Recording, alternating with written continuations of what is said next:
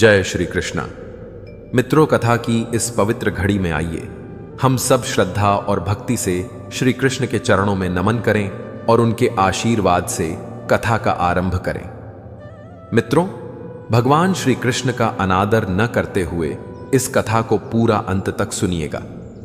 भगवान श्री कृष्ण कहते हैं, हे मानव, यह संसार दो वर्गों में बंटा है।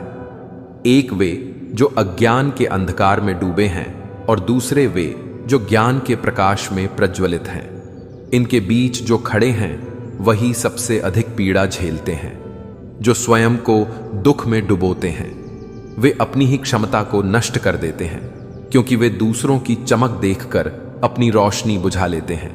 लेकिन जो ईर्ष्या से दूर रहते हैं, जो ज्ञानी जनों का आदर करते हैं, जो धर्म की ध्वनि को हर रूप में पहचान लेते हैं, जो सुनते हैं, समझते हैं और अपनी राह खुद बनाते हैं, वे अमर बन जाते हैं। वे सुस्त नहीं होते, समय के साथ बहने वाले नहीं होते, बल्कि समय से पहले जाग जाते हैं, समय से आगे बढ़ जाते हैं। उनका सुख बाहर नहीं दिखता, क्योंकि वह भीतर जलता है, मौन, गहरा पर स्थायी। जीवन का यह चक्र कभी समाप्त नहीं होता, क्योंकि जिसने जीवन के रहस्य को जान लिया वह समझता है कि हर अंत केवल एक नए आरंभ की प्रस्तावना है और हर आरंभ त्याग के गर्भ से जन्म लेता है। कभी कभी मौन रह जाना भी युद्ध को रोक देता है, पर वह मौन अपने भीतर एक तूफान जन्म देता है, एक आंतरिक संघर्ष जिसे केवल वही व्यक्ति महसूस करता है जिसने चुप रहना चुना। क्या कभी सोचा है उस मौन की भी एक कीमत होती है जो तुमने इसलिए ओढ़ ली थी क्योंकि सामने वाला अधिक शक्तिशाली था। लेकिन गीता सिखाती है, जब अधर्म सिर उठाए, जब पाप निर्भीक होकर बोलने लगे, तब मौन रह जाना स्वयं सबसे बड़ा पाप बन जाता है। जीवन एक गहन महासागर की तरह है, जहां प्रत्येक व्यक्ति अपनी आंतरिक और बाहरी परिस्थितियों के बीच संघर्ष करता है, क्योंकि वास्तविक युद्ध केवल शस्त्रों से नहीं, बल्कि मन, बुद्धि और आत्मा के बीच होता है। जहां मोह, भय, अहंकार और असत्य की धारा निरंतर आत्मा को झकझोरती रहती है, और जो व्यक्ति इन प्रवृत्तियों को पहचान लेता है वही अपने कर्मों में स्थिर रहता है और असफलताओं में भी धैर्य नहीं खोता।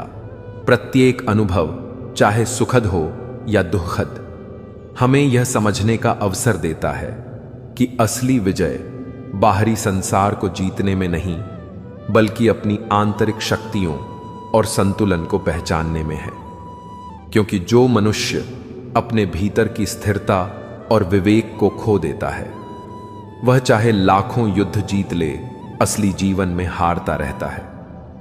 मित्रों, कान्हा कहते हैं कि जिस व्यक्ति ने अपने मन की अशांति, अहंकार और मोह के अंधकार को पार कर लिया, वह संसार के किसी भी तूफान से विचलित नहीं होता और उसकी आत्मा शांति और स्थिरता में रहती है। क्योंकि स्थिरता केवल परिस्थितियों में नहीं, बल्कि भीतर के अनुभव और ज्ञान में है। महाभारत केवल युद्ध की कथा नहीं, बल्कि जीवन के हर निर्णय, हर संबंध, हर मोह और हर भावनात्मक द्वंद्व का प्रतीक है, जहां प्रत्येक पात्र अपने कर्म, धर्म और विवेकहीनता के कारण परीक्षा में खड़ा होता है। और यह हमें सिखाता है कि केवल बाहरी शक्ति और शौर्य से कोई सच्चा विजेता नहीं बनता, बल्कि अपने भीतर की स्थिरता, धैर्य, विवेक और सही निर्णय से ही वास्तविक विजय संभव होती है। गीता में स्पष्ट रूप से बताया गया है कि मनुष्य को अपने कर्मों का फल बिना आसक्ति के स्वीकार करना चाहिए और किसी भी परिस्थिति में अपने धर्म और कर्तव्य से विचलित नहीं होना चाहिए, क्योंकि जो केवल परिणाम देखकर कर्म करता है वह भ्रम और मोह में फंस जाता है, और जो अपने कर्मों में निरंतरता और संतुलन बनाए रखता है वही वास्तविक जीवन का ज्ञानी और विजेता कहलाता है।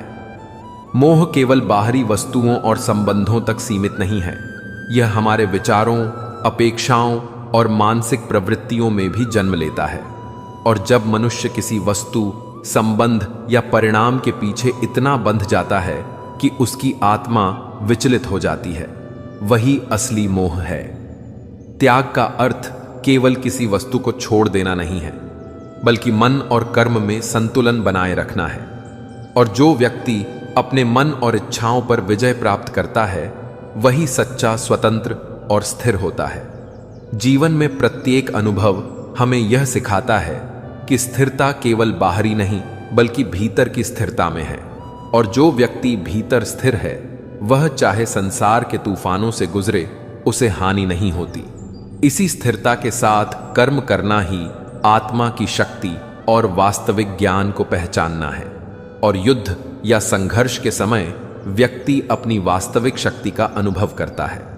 मित्रों, कान्हा कहते हैं कि जब अर्जुन ने अपने भीतर के भय और मोह को समझा और श्री कृष्ण की शिक्षा को अपनाया, तभी वह अपने कर्म में स्थिर हुआ और युद्ध में विजय हुआ। और यह शिक्षा आज भी प्रत्येक व्यक्ति के जीवन में लागू होती है, क्योंकि जीवन का हर संघर्ष, चाहे वह भौतिक हो या मानसिक, हमें हमारी आत्मा की स्थिरता और शक्ति का अनुभव कराता है। जीवन में प्रत्येक अनुभव, चाहे सुखद हो या दुखद, हमें यह सिखाता है कि गिरना और उठना दोनों ही आवश्यक है, क्योंकि केवल गिरने से ही व्यक्ति सीखता है और केवल उठने से ही वह अपनी शक्ति और स्थिरता को पहचानता है।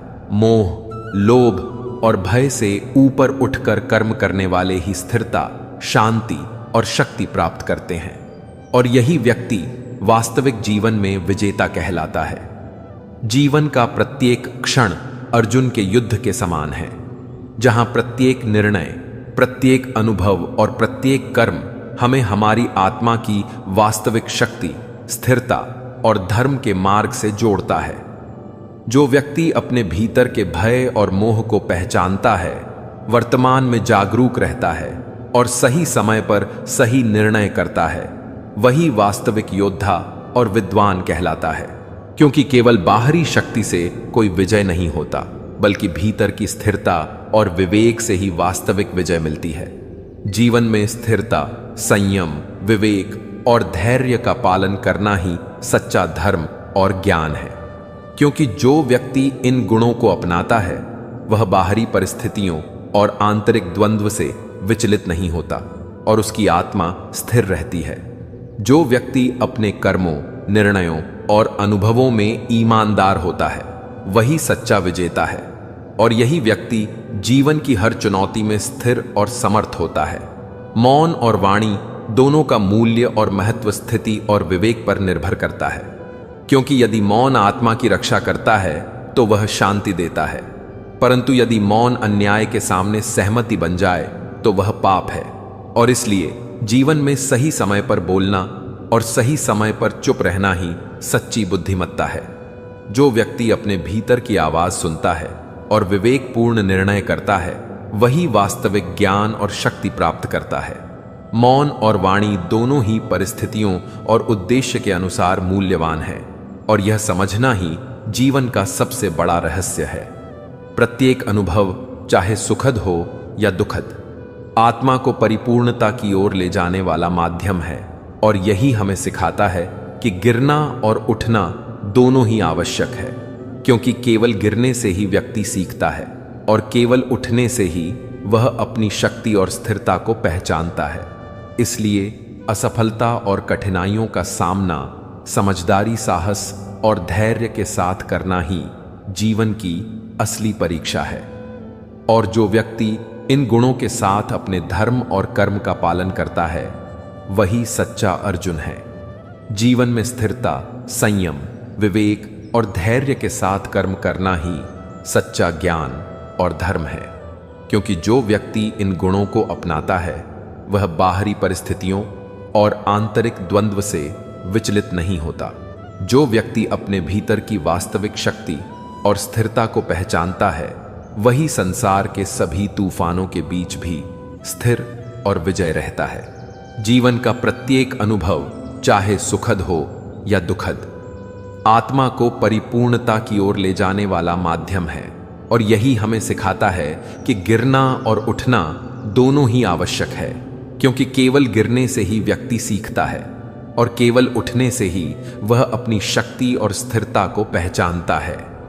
इसीलिए असफलता और कठिनाइयों का सामना समझदारी, साहस और धैर्य के साथ करना ही जीवन की असली परीक्षा है। और जो व्यक्ति इन गुणों के साथ अपने धर्म और कर्म का पालन करता है वही सच्चा अर्जुन है। मूर्ख के सामने चुप रहना समझदारी है, लेकिन अन्याय के समक्ष चुप रहना भय और कायरता है।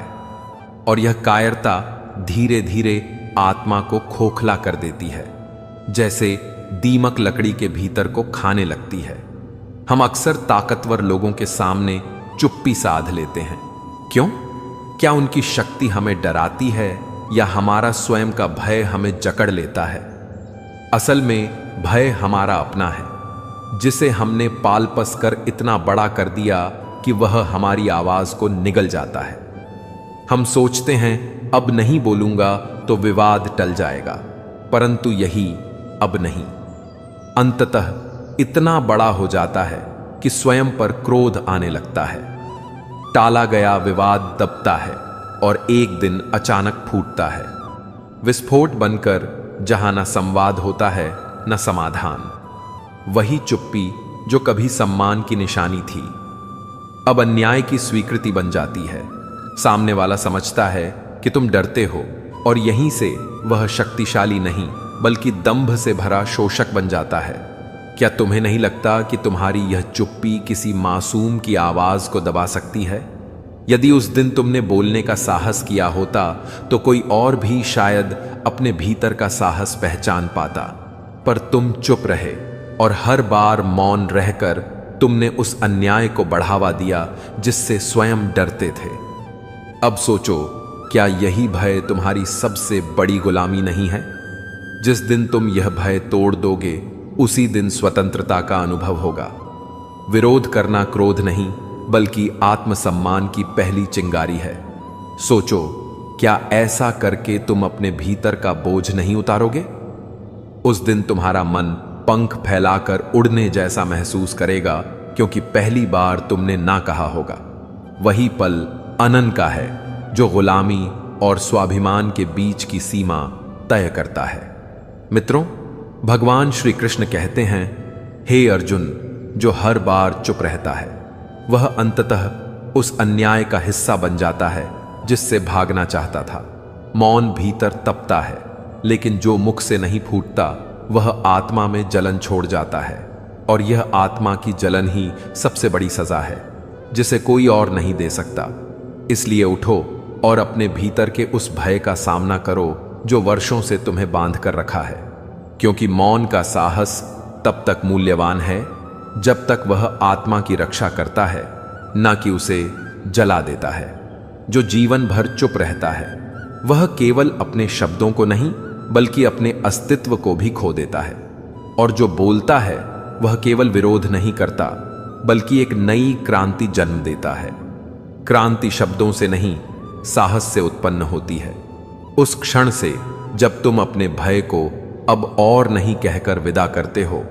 मौन भी तभी मौन है जब वह अन्याय को देखकर नहीं चुप होता, क्योंकि अन्याय देखना और मौन रहना केवल कायरता नहीं बल्कि वह अनदेखा अपराध है जो आत्मा पर सबसे बड़ा बोझ बन जाता है। गीता में स्वयं श्री कृष्ण ने कहा है कि अन्याय सहना अन्याय करने से भी बड़ा पाप है। तो फिर क्यों हम आज भी मौन हैं? क्यों उस जगह चुप रहते हैं जहां बोलने से बदलाव संभव है? हम इंसान हैं और इंसानों की एक पुरानी आदत है, हम रिश्ते बनाते हैं, भरोसा करते हैं और अपने दिल की हर हलचल, हर दर्द, हर खुशी किसी अपने के साथ साझा करना चाहते हैं। हम तलाशते हैं एक ऐसा इंसान जो हमें समझे, हमें सुने और हमें अपनेपन का एहसास दिलाए।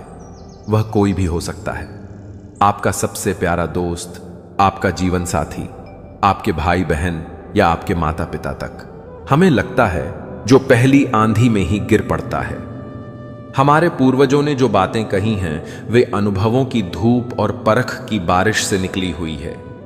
उन्होंने संसार को करीब से देखा और इंसानी स्वभाव को समझकर जो सीखें दी वह आज भी उतनी ही सत्य हैं जितनी पहले थी। उन्हीं में से एक सीख यह भी है कि कुछ बातें ऐसी होती हैं जिन्हें अपने भीतर ही दफन रखना चाहिए। वो बातें जो आपके राज्य हैं, आपके मन की मिट्टी में बोए हुए बीज हैं, जिन्हें किसी के सामने चाहे वह कितना भी प्रिय क्यों ना हो, उजागर नहीं करना चाहिए। शायद आप सोचें कि जब कोई इतना अपना है तो फिर छिपाने की जरूरत कैसी? क्या यह छल है? नहीं, यह छल नहीं, यह समझदारी है। यह आत्मसम्मान की सुरक्षा और अपनी दिशा को सही रखने का तरीका है, क्योंकि हर बात का खुलासा करना, हर भावना को उघाड़ देना और खुद को एक खुली किताब बना देना कई बार सबसे बड़ा खतरा बन जाता है। इंसान की नीयत वक्त के साथ बदलती है। जो आज आपका सबसे सच्चा साथी है, वही कल आपका सबसे बड़ा विरोधी भी बन सकता है। आज जो आपके राज्य को सुनकर आपकी हिम्मत बढ़ा रहा है, कल वही राज आपके विरुद्ध एक अस्त्र की तरह इस्तेमाल कर सकता है। यह कठोर है, पर यही जीवन की सच्चाई है। जैसे एक किसान अपने बीज को मिट्टी के नीचे छिपा कर रखता है, वह उसका प्रदर्शन नहीं करता क्योंकि उसे पता होता है कि बीज को सुरक्षा चाहिए, धूप, वर्षा और बाहरी नजरों से बचाने की। वही बीज जब सही समय आता है तो अंकुर बनकर धरती से ऊपर उठता है और फल देता है। अगर किसान उस बीज को समय से पहले उजागर कर दे तो पक्षी उसे चुग लेंगे या धूप उसे जला देगी। ठीक वैसा ही हमारे जीवन में भी होता है। हमारे कुछ सपने, कुछ कमजोरियां, कुछ योजनाएं और कुछ निजी सच ऐसे बीज होते हैं जिन्हें हमें अपने मन की मिट्टी में सुरक्षित रखना चाहिए जब तक कि उनका समय ना आ जाए। अगर हम उन्हें जल्दबाजी में दुनिया को दिखा देंगे तो लोगों की नजर, जलन और ईर्ष्या उस पौधे को अंकुर बनने से पहले ही मुरझा देगी। इसलिए विवेक यही कहता है कि हर बात को सब पर जाहिर करने से पहले यह सोचो कि कौन सुन रहा है और क्यों। क्योंकि जीवन की सबसे बड़ी समझ यही है। हर सच सबके लिए नहीं होता और हर बात हर रिश्ते में नहीं कही जाती। इसीलिए समझदार वह नहीं जो सब कुछ कह दे, बल्कि वह है जो जानता हो कि क्या कहना है, कब कहना है और किससे कहना है। क्योंकि कई बार मौन बोलने से अधिक सशक्त होता है और छिपा रहस्य प्रकट सच से ज्यादा सुरक्षित होता है। इसलिए अपने जीवन की कुछ बातें, कुछ लक्ष्य, कुछ कमजोरियां और कुछ अधूरे सपने अपने मन के भीतर ही रखो, क्योंकि वही तुम्हारा वास्तविक खजाना है। और यही कारण है कि यह कहानी भी समझदारी और नासमझ के बीच की है। यह कहानी है भरोसे और विश्वासघात की। यह कहानी उन 7 रहस्यों की है जिन्हें कभी किसी को नहीं बताना चाहिए। यह कहानी तुम और हम सबकी है, हमारे समाज की परंपराओं की है, एक ऐसे छोटे गांव की है जहां दिलों के रिश्ते बेहद गहरे होते हैं, जहां लोग एक दूसरे को बचपन से पहचानते हैं, जहां किसी के घर की रोटी भी पूरी बस्ती को खबर कर देती है। लेकिन उसी आत्मीयता के बीच कभी कभी ऐसी दरारें भी पनप जाती हैं जो नजरों से तो छिपी रहती हैं पर मन को भीतर से तोड़ देती हैं। चलिए मैं आपको लेकर चलता हूं उत्तर भारत के एक प्यारे से गांव रामपुर की ओर। गंगा किनारे बसा वह सुकून भरा गांव जहां सुबह मंदिरों की घंटियों और मस्जिद की अजान से एक साथ गूंजती थी और दिन भर खेतों में पसीना बहाते किसानों की महक पूरे वातावरण में फैल जाती थी। जब सूरज डूबता था तो चौपाल पर बुजुर्ग हुक्के की गुड़गुड़ाहट में दिन भर की बातों का हिसाब लगाते थे। उसी गांव में एक सादा मेहनती नौजवान रहता था जिसका नाम था रामचरण। नाम की तरह उसका स्वभाव भी उतना ही सच्चा था। बचपन में ही माता पिता का साया सिर से उठ गया था और उसका पालन पोषण उसके चाचा चाची ने किया था। उन्होंने उसे पढ़ाया, समझाया और जवान होने पर बाजार में एक छोटी सी किराने की दुकान खुलवा दी। अपनी ईमानदारी और लगन से रामचरण ने उस दुकान को गांव की सबसे भरोसेमंद दुकान बना दिया था। गांव के हर व्यक्ति को वह प्रिय था क्योंकि वह ना कभी किसी को ठगता था और ना ही किसी से ऊंची आवाज में बात करता था। उसकी शादी एक शांत स्वभाव की समझदार और संस्कारी लड़की राधा से हुई थी। दोनों का एक नन्हा बेटा था, गोलू, जो उनकी खुशियों का संसार था। रामचरण के जीवन में ना कोई बड़ा सपना था, ना कोई लालच। बस इतना चाहता था कि अपने परिवार को इज्जतदार और सुकून भरी जिंदगी दे सके। उसके जीवन का सबसे करीबी साथी था सुरेश, जो उसके लिए दोस्त से बढ़कर भाई जैसा था। दोनों ने बचपन साथ गुजारा था, साथ खेले, साथ पढ़े और एक ही थाली में रोटियां तोड़ी थीं। उनकी दोस्ती पूरे गांव में मिसाल थी।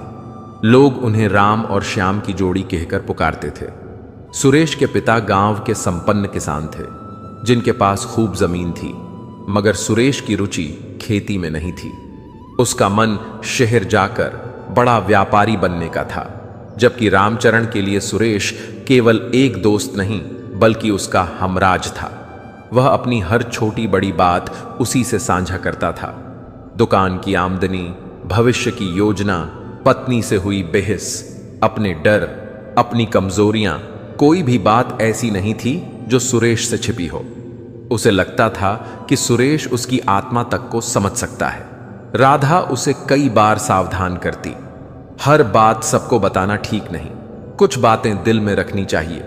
मगर रामचरण हर बार मुस्कुराकर कह देता, अरे पगली, वो मेरा भाई है, उससे क्या छिपाना। और यहीं बिना जाने रामचरण एक भूल कर रहा था, एक ऐसी भूल जिसकी सजा उसे जीवन भर याद रही। उसे इस बात का अंदाजा भी नहीं था कि जिस व्यक्ति को वह अपना सबसे करीब मानकर अपने मन का हर राज खोलकर सुना रहा है, वही एक दिन उन बातों को उसके ही खिलाफ हथियार की तरह इस्तेमाल करेगा। उसे यह एहसास नहीं था कि कभी कभी अतिविश्वास भी एक ऐसा जाल बन जाता है जिसमें इंसान खुद ही धीरे धीरे उलझता चला जाता है। यह कहानी हमें यह समझाती है कि जीवन में संतुलन की कितनी अहमियत होती है। रिश्तों में प्रेम और भरोसा होना चाहिए, लेकिन उनके बीच एक मर्यादा भी होनी चाहिए, एक सीमा रेखा जिसे पार करना या किसी को करने देना समझदारी नहीं कहलाती। हमारे जीवन की कुछ बातें, कुछ सपने, कुछ योजनाएं केवल हमारे अपने होते हैं। वे हमारी सबसे बड़ी ताकत भी होते हैं और सबसे नाजुक कमजोरी भी। और अपनी ताकत तथा कमजोरी को सबके सामने उजागर करना सबसे मूर्खतापूर्ण कार्य होता है। धीरे धीरे रामचरण की दुकान खूब चलने लगी थी।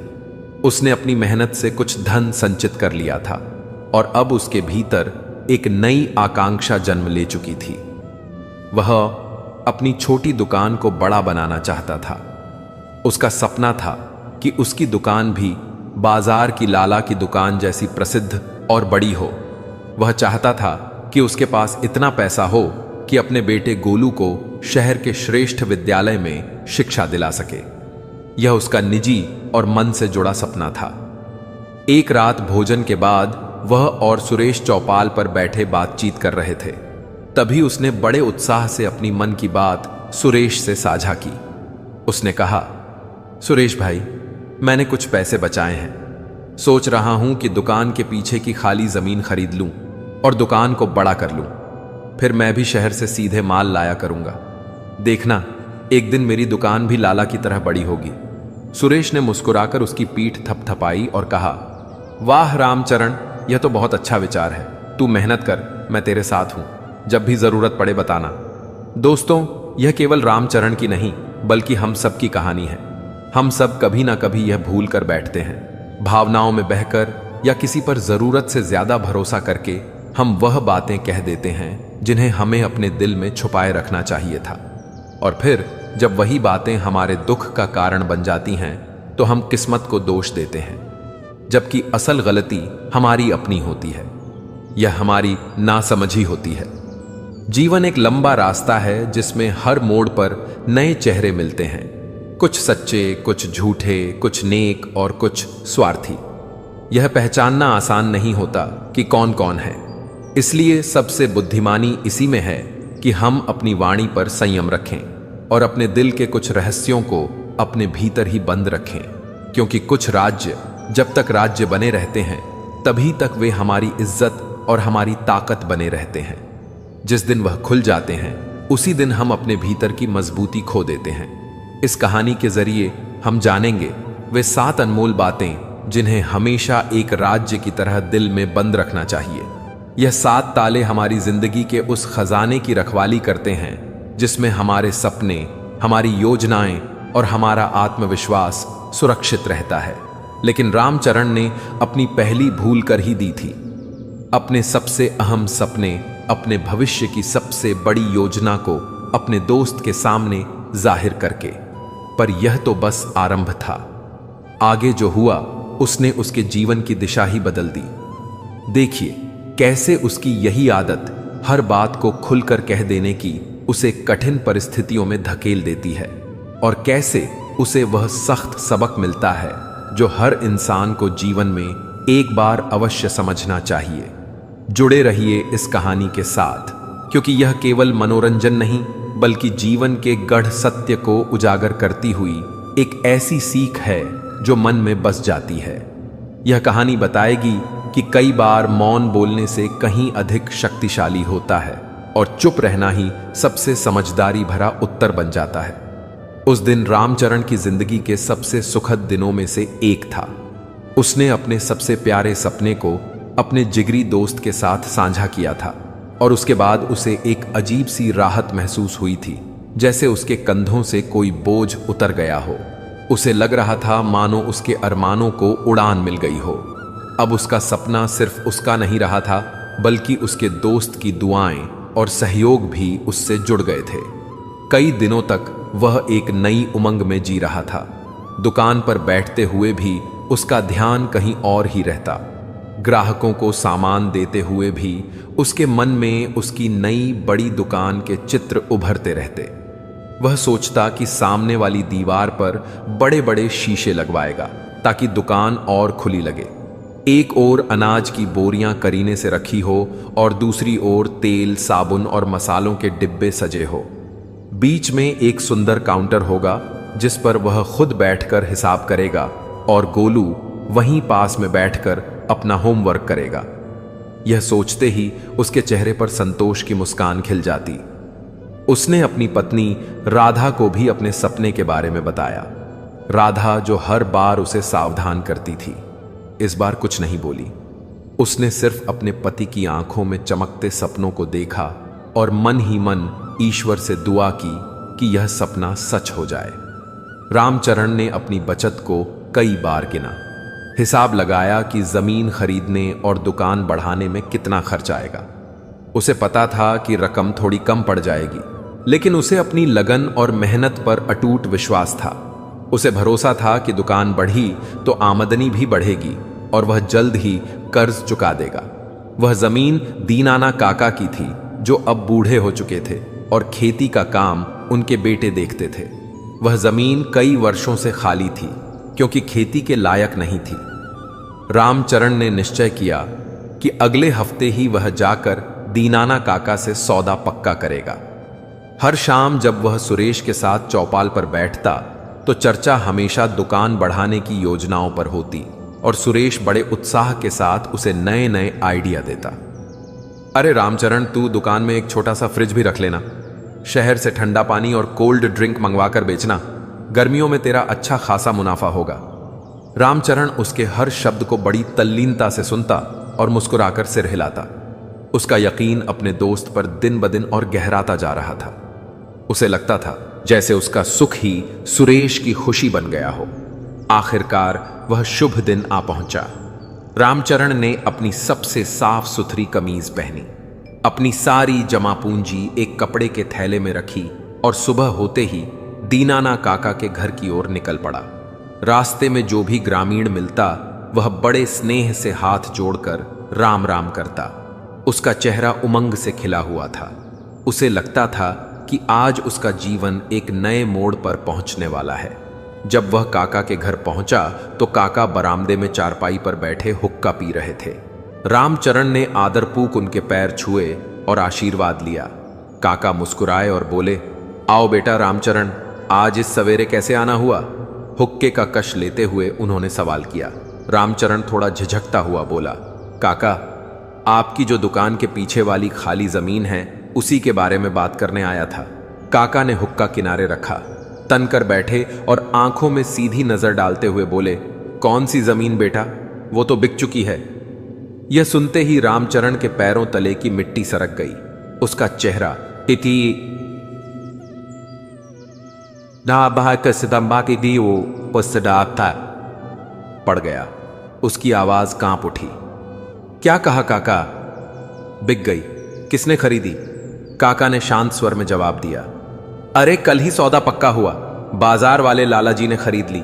बढ़िया दाम दे रहे थे तो बेच दी। लाला का नाम सुनते ही रामचरण के कानों में गूंज सी होने लगी। वही लाला जिसकी बड़ी दुकान बाजार में थी और जो हमेशा छोटे दुकानदारों को दबाने की कोशिश करता था। यह कैसे संभव था? लाला को उस जमीन से क्या लेना देना? उसके मन में सवालों का सैलाब उमड़ पड़ा। उसकी सारी खुशियां, सारे अरमान एक झटके में चकनाचूर हो गए। भारी कदमों से वह वहां से लौटा। उसका मन बोझिल था, आंखें सुनी थीं। बाजार पहुंचकर उसने देखा, लाला अपनी दुकान पर अकड़ कर बैठा था।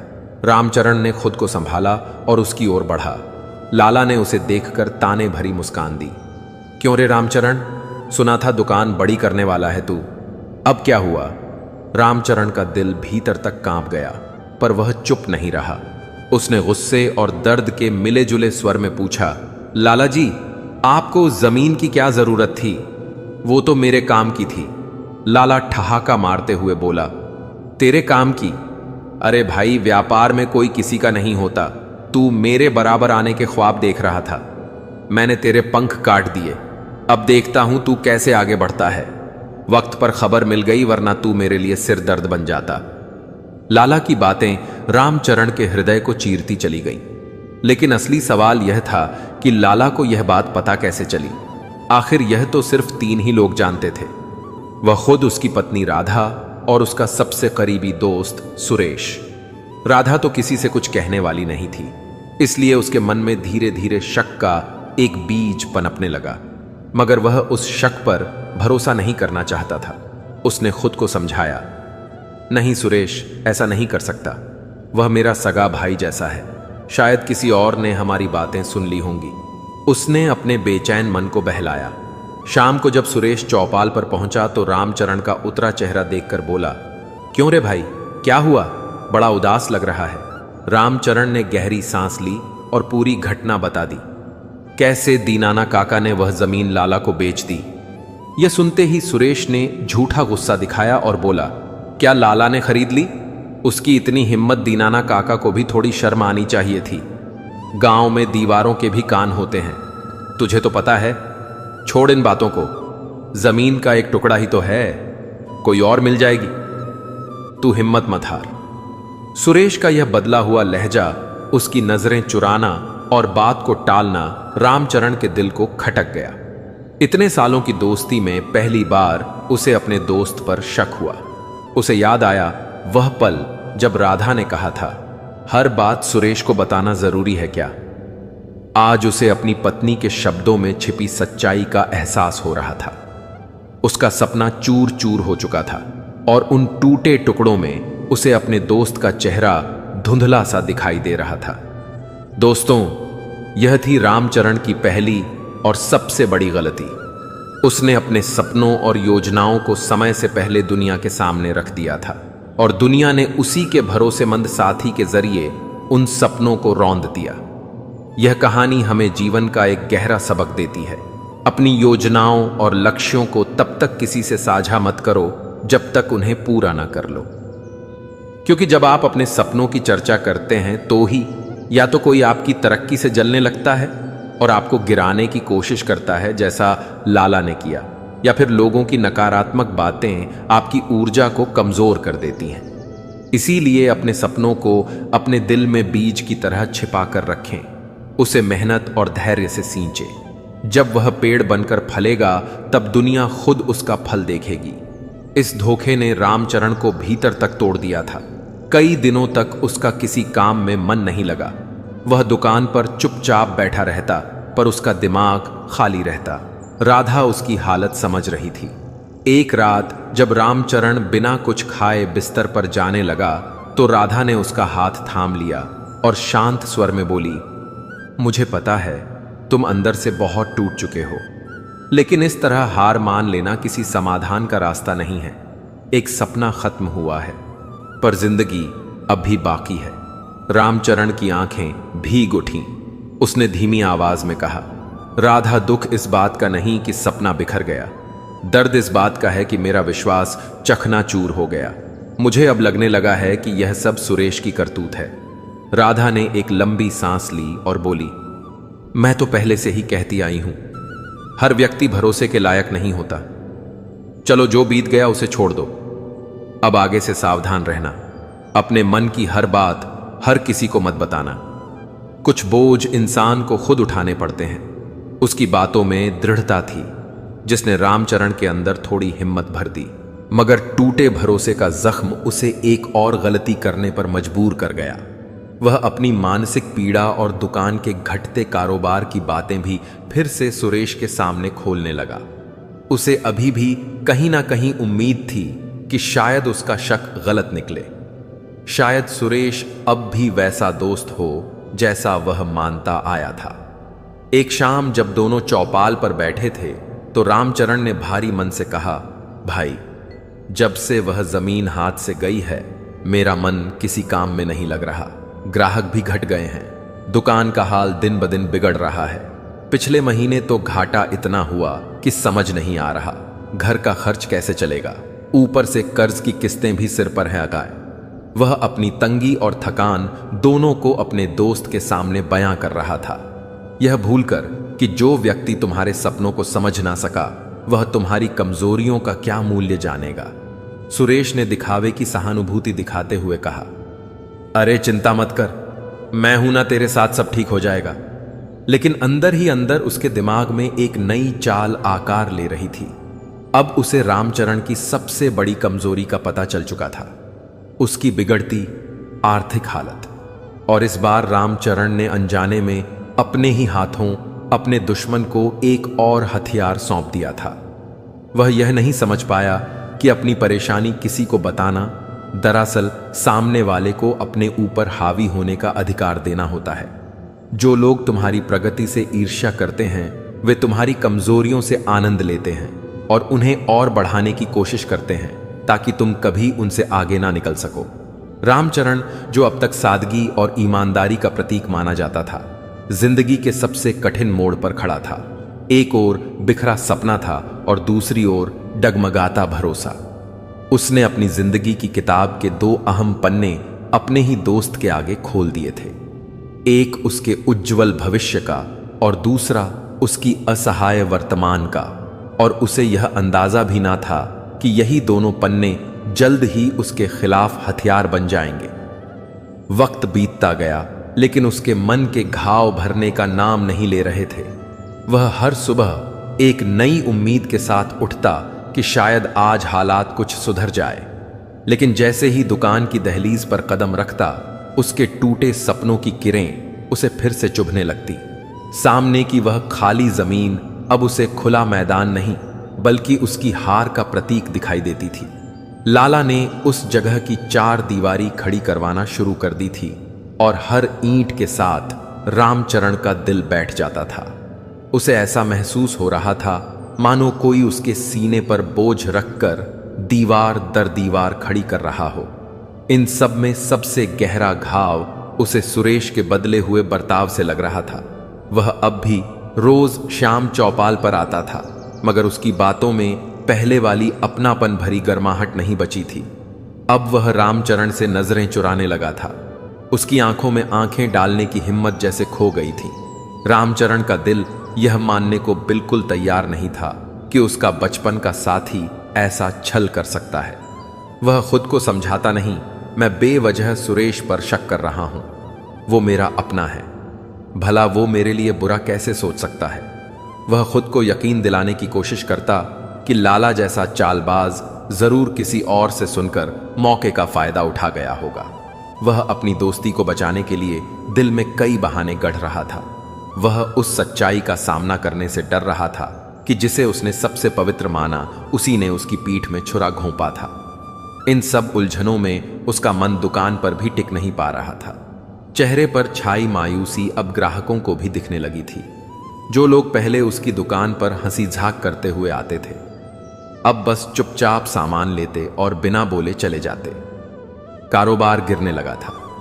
शहर के सप्लायर जो पहले उधार पर माल देते थे अब पैसे मांगने लगे थे। उसकी सारी पूंजी उस जमीन के सपने में जा चुकी थी जो अब उसके पास रही ही नहीं। घर का खर्च चलाना मुश्किल हो रहा था, दुकान में माल भरना भी भारी पड़ने लगा था। इसी परेशानी में उसने एक दिन फिर सुरेश के सामने अपने मन का बोझ हल्का करने की कोशिश की, यह सोचकर कि शायद वह कोई उपाय बताएं, कोई मदद का रास्ता सुझाए। उसे पता नहीं था कि वह फिर एक बार गलती करने जा रहा है।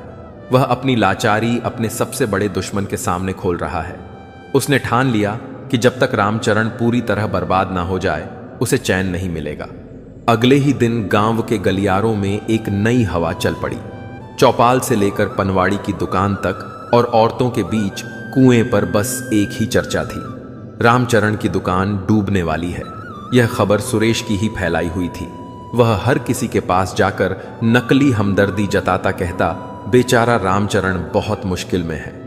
मुझसे कह रहा था कि कर्ज का बोझ बढ़ गया है, दुकान नहीं चल रही, भगवान ही जाने कैसे गुजर बसर कर रहा होगा। उसकी मीठी बातों के पीछे जहर भरा था।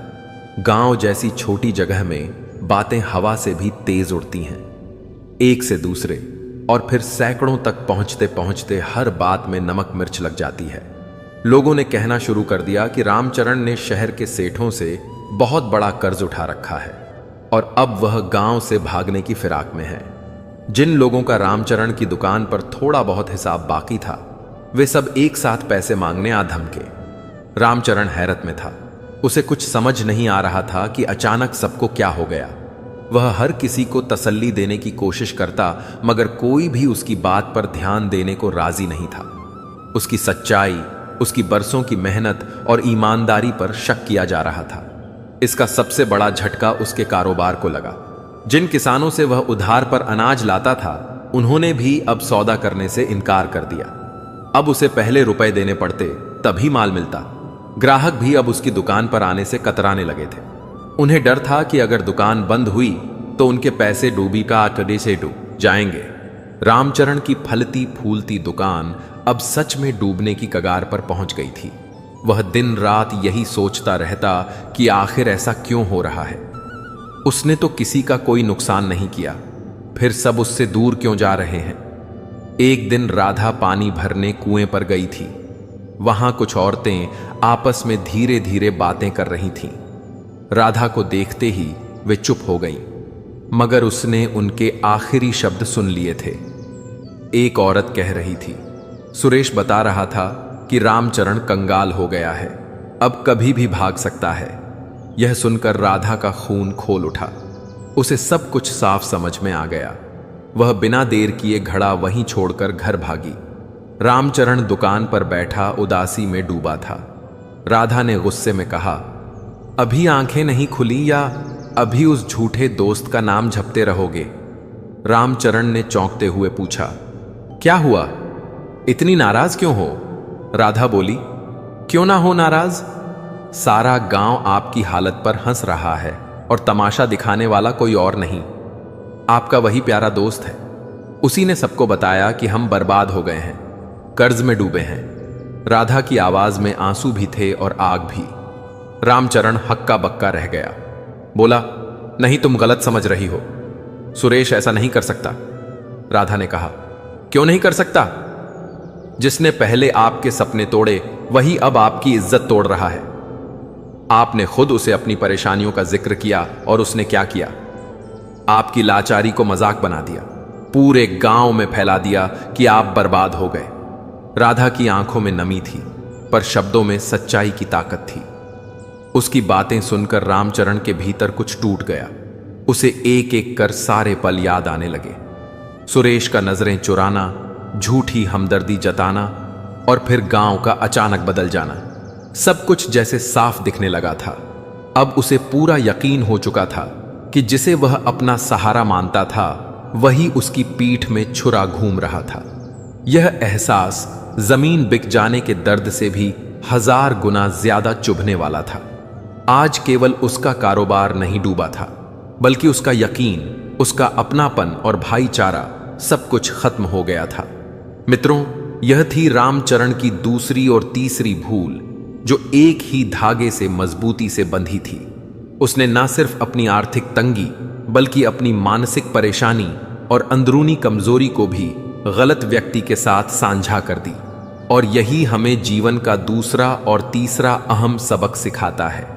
दूसरा सबक यह कि कभी भी अपनी आर्थिक स्थिति चाहे अच्छी हो या बुरी किसी को पूरी तरह से ना बताएं।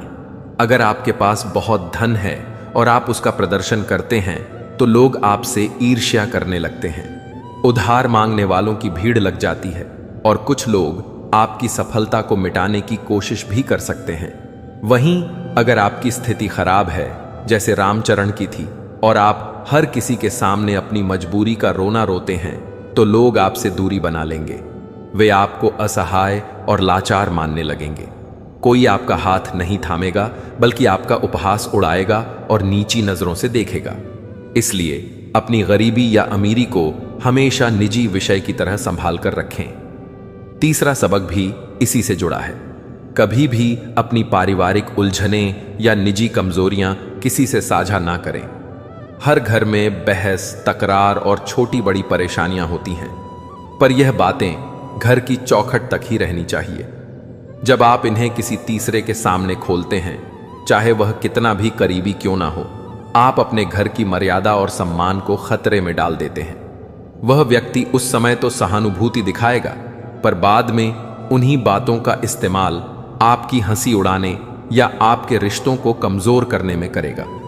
इसी तरह अपनी निजी कमजोरियां जैसे डर, चिंता या कोई बुरी आदत सबको बताने की आवश्यकता नहीं है। यह दुनिया इतनी संवेदनशील नहीं जितनी चालाक है। वह आपकी कमजोरी का फायदा उठाएगी, आपके घाव पर मरहम नहीं लगाएगी, बल्कि उसी पर बार बार वार करके आपको और तोड़ने की कोशिश करेगी। इसलिए अपने जख्म खुद भरना सीखें। अपने संघर्षों का समाधान खुद ढूंढना सीखें, क्योंकि हर किसी के सामने अपना दर्द खोल देने से आप केवल मजाक का पात्र बनते हैं, मदद का नहीं। अब रामचरण अंदर से पूरी तरह बिखर चुका था। एक ही इंसान ने उसके दिल पर दो ऐसे वार किए थे जो शायद जिंदगी भर नहीं भर सकते। पहला वार उसके सपनों पर और दूसरा उसके आत्मसम्मान पर। सुरेश ने उसकी कमजोरी को हथियार बनाकर उसकी प्रतिष्ठा को मिट्टी में मिला दिया था, और अब उसके सामने एक कठिन सवाल खड़ा था। क्या वह इन हालातों के आगे झुक जाएगा? क्या वह अपने दुश्मन को ऐसे ही जीतने देगा, या फिर अपने टूटे हुए हौसलों को समेटकर यह साबित करेगा कि वह कमजोर नहीं है? यह लड़ाई अब सिर्फ दुकान बचाने की नहीं रह गई थी। यह अपनी मिट्टी और खोई हुई इज्जत को फिर से हासिल करने की जंग बन चुकी थी। पर इस जंग के लिए उसे पहले अपने भोले भाले और भरोसेमंद रामचरण वाले स्वभाव को मरकर फिर से जन्म देना होगा। एक ऐसा नया इंसान खड़ा करना होगा जो दुनिया की चालों और धोखे को समझ सके। राधा की कठोर वचनबद्धता ने जैसे उसके भीतर गहरी चोट की जगह नए संकल्प के बीज बो दिए थे। एक क्षण लगा कि कानों ने सुनना बंद कर दिया और आंखों के आगे सन्नाटा छा गया। वह वहीं दुकान पर जमीन पर बैठ गया। सिर घुटनों के बीच छुपाकर उसका तन कांप रहा था, पर आंसू सूख चुके थे। शायद दर्द इतना गहरा था कि आंसू भी थम गए थे।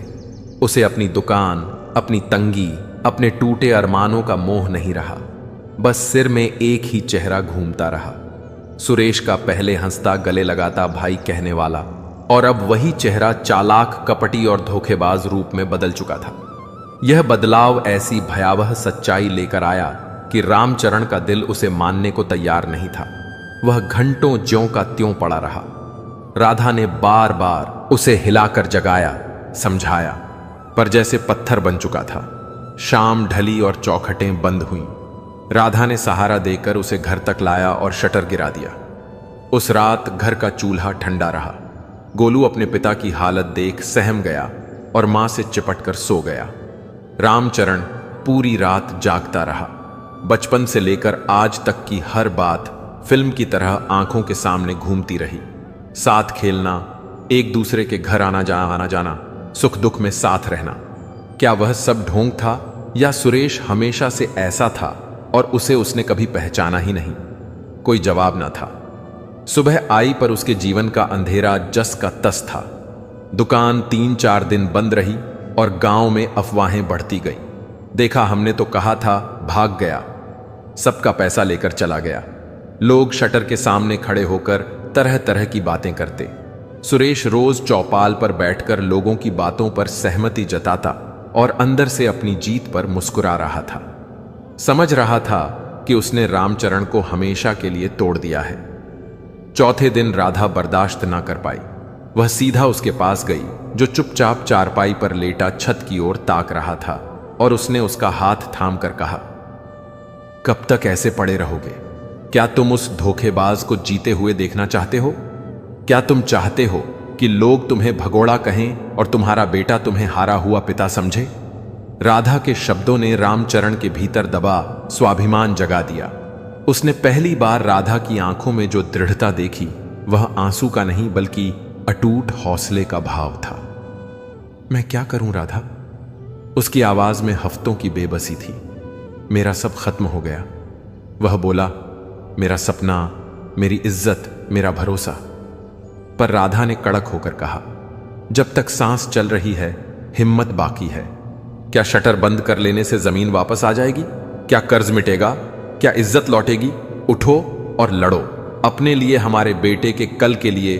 दुनिया हारने वालों को, नहीं लड़ने वालों को श्रद्धा देती है। उसकी बातों ने रामचरण को झकझोर दिया और उसने तय किया कि वह हार नहीं मानेगा। वह उठकर खड़ा होगा। पर उसी क्षण उसके मन में एक जहरीला ख्याल चमका, बदला, और उसे याद आया कि सुरेश के परिवार का एक बहुत पुराना राज्य पता था।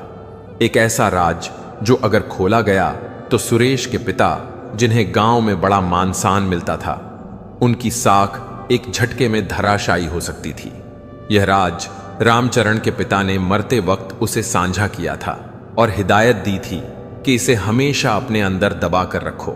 बात कई बरस पुरानी थी, जब सुरेश के पिता ने चालाकी से अपने छोटे भाई की जमीन का एक टुकड़ा हड़प लिया था और उसे गांव छोड़ने को मजबूर कर दिया था। इसका कोई लिखित सबूत ना था, पर गांव के कुछ बुजुर्ग इस कड़वी कहानी को जानते थे।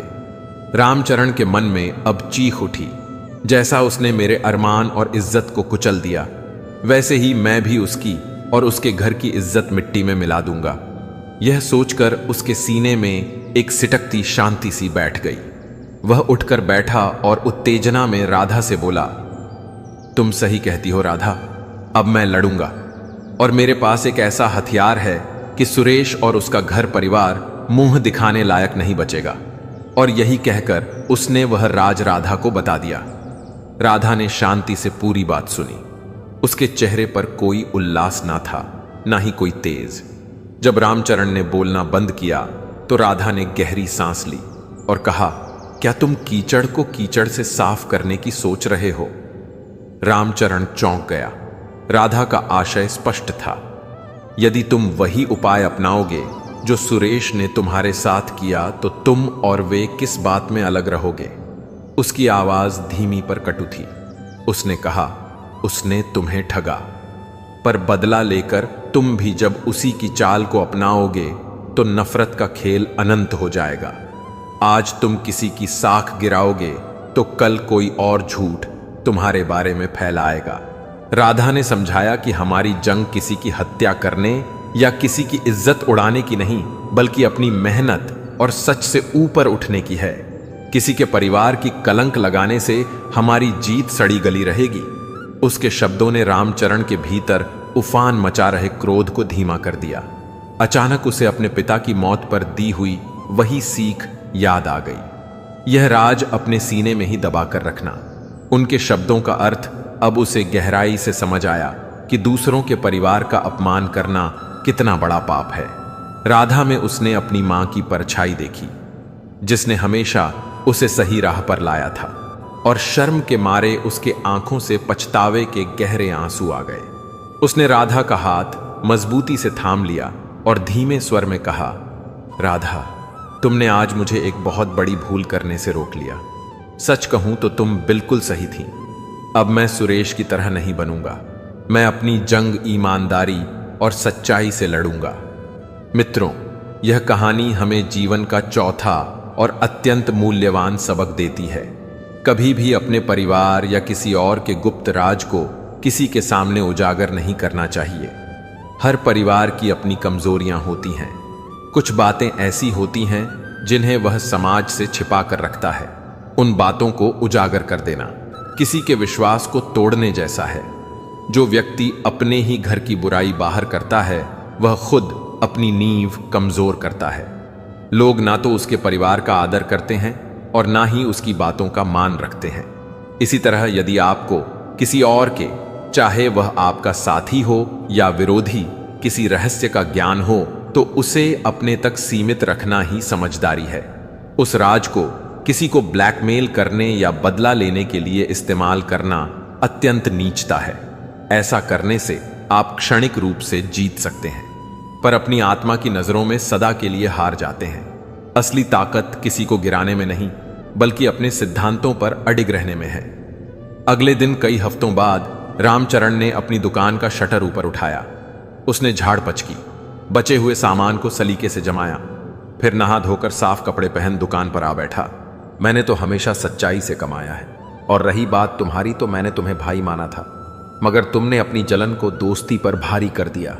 उसने थोड़ा और झुककर लगभग फुसफुसाते हुए कहा, मैं तुम्हारे पिताजी का गहरा सम्मान करता हूं। उन्होंने मेहनत से गांव में नाम कमाया है। मैं तुम्हारी तरह नहीं जो किसी की इज्जत उछालकर आनंद ले। इतना कहकर वह मुड़ा और वापस अपनी दुकान की कुर्सी पर आकर बैठ गया। सुरेश का चेहरा पीला पड़ गया, उसके होंठ सूख गए। उसे समझ आ गया कि रामचरण सब जानता है, लेकिन फिर भी चुप है। यह हार किसी भी अपमान से बड़ी थी। आज वह बिना कुछ कहे धीरे से वहां से निकल गया, लेकिन अब उसके दिल में कोई भय नहीं था, क्योंकि उसने अपनी सबसे कठिन लड़ाई जीत ली थी। अपने अंदर के गुस्से और नफरत की लहरों को शांत करते हुए उसने ठान लिया कि वह अब अपनी अच्छाई से कभी समझौता नहीं करेगा, चाहे दुनिया कितनी भी क्रूर क्यों ना बन जाए। वो अब सच्चाई और ईमानदारी के रास्ते पर नई शुरुआत के लिए तैयार था। सुरेश के सामने मन की बात कहने के बाद जब रामचरण वापस अपनी दुकान पर आकर बैठा तो उसके दिल की धड़कनें तेज थीं, लेकिन उस धड़कन में अब डर नहीं, बल्कि एक अनोखी शांति और आत्मबल की अनुभूति थी। जीवन में पहली बार उसने किसी को क्रोध से नहीं, बल्कि सच्चाई की दृढ़ता से जवाब दिया था। उसने बदले की सरल पर नीच राह छोड़कर भलाई की कठिन और पथरीली राह चुनी थी। यह जीत किसी भी आर्थिक लाभ से कहीं अधिक मूल्यवान थी, मगर अब असली परीक्षा शुरू होनी थी। बातें कहना आसान होता है, पर परिस्थितियों से जूझकर खुद को साबित करना बेहद कठिन। उसकी दुकान तो खुल गई थी, पर ग्राहक जैसे भूल ही गए थे, जो कभी कभार आते भी थे। वह कुछ खरीदने नहीं, बल्कि यह देखने आते थे कि रामचरण सच में लौटा है या नहीं। उनकी आंखों में विश्वास की जगह संदेह और उपहास झलकता था। वह उससे बात ऐसे करते जैसे वह कोई दोषी हो। रामचरण हर ताने को शांत मन से सुनता, कोई सफाई नहीं देता, बस मुस्कुराकर हाथ जोड़ता और अपने काम में लग जाता। उसकी यह खामोशी लोगों के भीतर और भी बेचैनी भर देती थी। शुरुआती कुछ दिनों में दुकान का एक पैसा भी नहीं बिका। पुराना सामान धूल से ढक गया, घर में रखा अनाज खत्म होने लगा और पैसों की तंगी ने दरवाजे पर दस्तक दी। कई रातें ऐसी आई जब राधा और रामचरण ने पेट पर पत्थर रखकर सिर्फ पानी पीकर गुजारा किया, ताकि गोलू को भरपेट खाना मिल सके। राधा ने कभी शिकायत नहीं की। वह चुपचाप अपने पति की ताकत बनकर उसके साथ खड़ी रही। घर का काम निपटाकर वह रोज दुकान पर आ जाती, झाड़ू पोछा करती और सामान सजाने में मदद देती। उसकी मौजूदगी रामचरण के लिए सबसे बड़ी प्रेरणा थी। एक दोपहर जब दुकान सुनी थी और रामचरण अपने भविष्य की चिंता में खोया बैठा था, तभी उसने देखा कि गांव की सबसे बुजुर्ग और गरीब औरत कांता मौसी लाठी के सहारे उसकी दुकान की ओर बढ़ रही है। उनका कोई अपना नहीं था, गांव वालों की दया पर ही वह जीवित थी। कांता मौसी थके कदमों से सीढ़ियां चढ़ी और दुकान के एक कोने में खड़ी हो गई। उनके चेहरे की झुर्रियां और कांपते हाथ उनकी गरीबी और उम्र की कहानी कह रहे थे।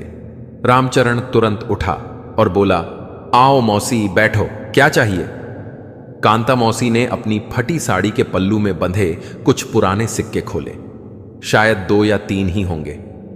उन्होंने कांपते हुए वो सिक्के आगे बढ़ाए और बोली, बेटा 2 दिन से चूल्हा नहीं जला, बस इतने ही पैसे हैं, थोड़ा चावल और थोड़ा आटा दे दे, भगवान तेरा भला करेगा। रामचरण का दिल भर आया। उसने उन सिक्कों पर नजर डाली, फिर उस थकी हुई औरत के चेहरे पर देखा। उसे अपना दर्द उस बूढ़ी औरत के दुख के आगे बहुत छोटा लगा। बिना सोचे उसने एक थैला उठाया, उसमें 5 किलो चावल और 5 किलो आटा डाला, फिर दाल और कुछ मसाले भी रख दिए। कांता मौसी घबरा गई। अरे बेटा, ये क्या कर रहा है?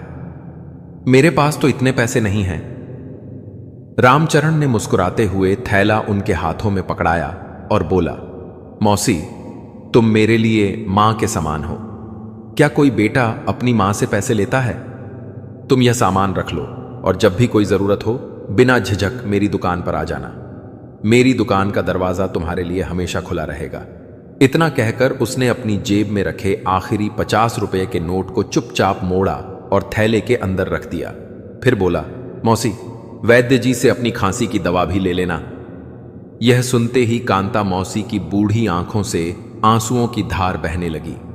उन्होंने कांपते हुए हाथों से रामचरण के सिर पर हाथ रखा और कहा, जीता रहे मेरे लाल, तूने आज मेरी भूख नहीं बल्कि मेरी उम्मीद को भी जिंदा कर दिया।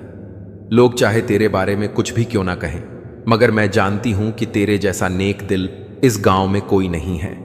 भगवान तुझे खूब खुशियां दे। आशीर्वाद देकर कांता मौसी धीरे धीरे वहां से चली गई।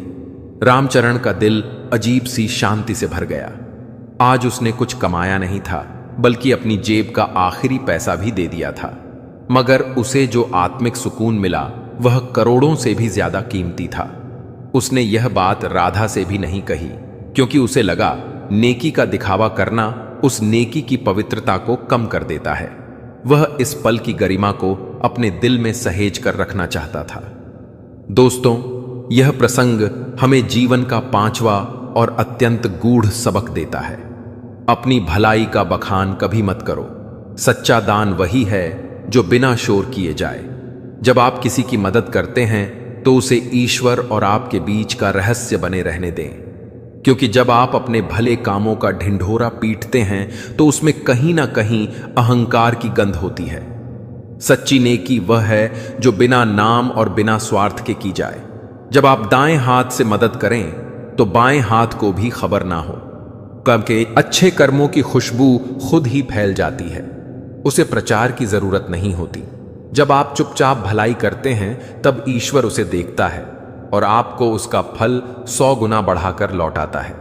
लेकिन अगर आप वाहवाही पाने के लिए अपनी अच्छाई दिखाते हैं तो वह पुण्य खो जाता है और बस कुछ पल की झूठी तारीफ ही हाथ लगती है। रामचरण को यह मालूम नहीं था कि जब वह कांता मौसी को अनाज दे रहा था तब गांव के सरपंच जी दूर से यह सब देख रहे थे। उन्होंने ना रामचरण से कुछ कहा ना मौसी से, बस चुपचाप आगे बढ़ गए। लेकिन भीतर कुछ बदल गया था। रामचरण की निस्वार्थ दया ने उनके दिल को छू लिया था। अगले कुछ दिन और कठिन बीते। रामचरण ने शहर जाकर एक व्यापारी से उधार पर थोड़ा सामान लेने की कोशिश की, लेकिन गांव में फैली बातों के कारण किसी ने उस पर भरोसा नहीं किया। वह में निराश मन लौट रहा था कि रास्ते में अचानक सरपंच जी मिल गए। उन्होंने उसे रोककर पूछा, कहां जा रहे हो रामचरण? चेहरे पर चिंता क्यों है? रामचरण ने सच्चाई से सब बताया। सरपंच जी कुछ पल सोच में पड़े और बोले, ठीक है, कल सुबह मेरे घर आना। अगले दिन रामचरण थोड़ी झिझक और उम्मीद के साथ सरपंच जी की हवेली पहुंचा। सरपंच जी ने मुस्कुराकर उसे अपने पास बैठाया और बोले, देखो रामचरण, मैं तुम्हें बचपन से जानता हूं। तुम्हारे पिता बहुत ही सम्मानित और सच्चे इंसान थे और तुमने भी हमेशा उन्हीं की राह पर चलकर उनका नाम ऊंचा किया है। मुझे सब पता है बेटा। बीते दिनों तुम्हारे साथ जो कुछ भी गुजरा, जिन हालातों से तुम गुजरे, वो सब मेरी नजरों से ओझल नहीं रहा। मैं यह भी जानता हूं कि तुम पूरी तरह निर्दोष हो। असल में किसी इंसान की असली पहचान उसके सुख के समय नहीं, बल्कि उसके संकट के द्वार में दिखाई देती है। और तुमने अपने बुरे वक्त में भी अपनी ईमानदारी, अपनी अच्छाई, अपनी मानवता को नहीं छोड़ा। मैंने यह सब अपनी आंखों से देखा है। सरपंच जी ने फिर अपने मुनीम को बुलाया और कुछ रुपए मंगवाए। उन्होंने वे रुपए रामचरण के हाथों में रखते हुए कहा, बेटा, यह किसी तरह का उद्धार या उपकार नहीं है, बल्कि यह मेरी ओर से तुम्हारी सच्चाई और मेहनत पर जताया गया विश्वास है। इन पैसों से अपनी दुकान दोबारा शुरू करो और जब वक्त अच्छा हो जाए तो बिना ब्याज के मुझे लौटा देना। यह सुनकर रामचरण की आंखें भर आईं। लंबे समय बाद किसी ने उस पर भरोसा जताया था। उसने झुककर सरपंच जी के चरण छू लिए और भावुक होकर बोला, सरपंच जी, मैं यह उपकार जीवन भर नहीं भूलूंगा। सरपंच जी मुस्कुराए और बोले, यह एहसान नहीं, तुम्हारा हक है। याद रखना बेटा, जिंदगी में बहुत लोग तुम्हें नीचे गिराने की कोशिश करेंगे, तुम्हारे बारे में गलत बातें फैलाएंगे, तुम्हारा नाम खराब करेंगे, लेकिन उन सब बातों को अपने मन पर मत लेना। हर किसी को सफाई देने के लिए मत भागना। जो पत्थर लोग तुम पर फेंके, उन्हीं से अपनी कामयाबी की सीढ़ी बनाना। यह शब्द रामचरण के लिए किसी आशीर्वाद से कम नहीं थे। उसे नई दिशा और नई हिम्मत मिल गई। उसने उन पैसों से शहर जाकर अपनी दुकान के लिए जरूरी सामान खरीदा। कुछ ही दिनों में उसकी दुकान फिर से ग्राहकों से भरने लगी। कांता मौसी भी उसकी भलाई की मिसाल गांव में हर जगह देने लगी। वो जिस औरत से भी बात करती, बस रामचरण की नेकदिली का जिक्र करती। बताती हैं कि कैसे जब कोई उसकी मदद को आगे नहीं आया, तब उसने अपनी गरीबी में भी उनकी सहायता की। धीरे धीरे लोगों की सोच बदलने लगी। जिन लोगों ने पहले अफवाहों पर भरोसा किया था, अब उन्हें अपनी भूल का एहसास होने लगा। यही वह 7वां जीवन सबक था जो सरपंच जी ने रामचरण को सिखाया था कि अपमान को कभी अपना बोझ मत बनने दो। जब कोई तुम्हारा अपमान करे और तुम उस बात को बार बार दूसरों को बताते फिरो, तो तुम उस पीड़ा को खुद बार बार जीते हो। तुम अपने घावों को भरने नहीं देते, बल्कि अपने अपमान करने वाले को यह ताकत देते हो कि वह तुम्हारे मन को चोट पहुंचा सके। असली समझदारी इसी में है कि ऐसी बातों को नजरअंदाज कर दिया जाए। चुप रह जाना कमजोरी नहीं, बल्कि एक मजबूत और संतुलित मन का संकेत है। जब तुम्हारे कर्म सच्चे हो तो तुम्हें किसी को सफाई देने की जरूरत नहीं पड़ती। तुम्हारा आचरण खुद ही तुम्हारे पक्ष में बोलेगा। अब रामचरण ने भी यही राह अपना ली थी। कभी कभी जब लाला उसकी दुकान के सामने से गुजरता तो ताना कस देता। सुरेश और उसके दोस्त पीछे खड़े होकर धीमे स्वर में बातें करते, लेकिन अब रामचरण के चेहरे पर कोई शिकन नहीं आती थी। उसके मन पर किसी भी ताने का कोई असर नहीं होता था। वो बस अपने काम में मन लगाता और हर वक्त ईमानदारी से मेहनत करता था। उसका बर्ताव इतना नम्र और स्वभाव इतना सरल था कि लोग उससे बिना कहे ही प्रभावित हो जाते। वह अपने ग्राहकों को हमेशा सही दाम पर सामान देता, ना धोखा न दिखावा। धीरे धीरे जो लोग पहले उस पर शक करने लगे थे, वही पुराने ग्राहक फिर से लौटने लगे। उसकी दुकान पर फिर से रौनक छाने लगी थी। भले ही उसने अभी तक बहुत बड़ा लाभ नहीं कमाया था, लेकिन उसने सबसे बड़ा धन, लोगों का विश्वास वापस पा लिया था, जो किसी भी दौलत से अधिक कीमती था। अब उसे समझ आ चुका था कि जीवन में कुछ बातें अगर मन में ही रखी जाए तो भलाई रहती है, जैसे अपनी भलाई और अपना अपमान। अपनी नेकी छुपाने से पुण्य बढ़ता है और अपमान छुपाने से आत्मसम्मान।